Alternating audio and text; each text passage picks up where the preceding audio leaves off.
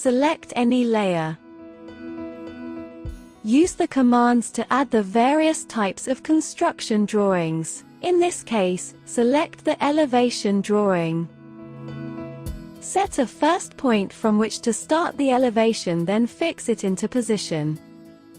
Define the observation direction and confirm the insertion. The new drawing is now added. Customize the title.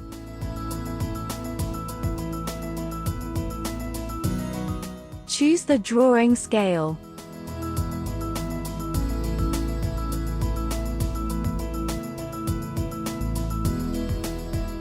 Modify the elevation.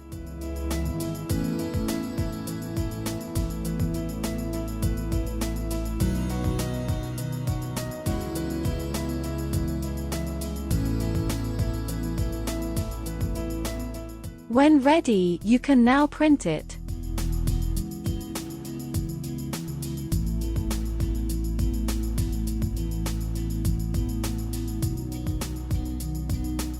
Or export to DXF DWG.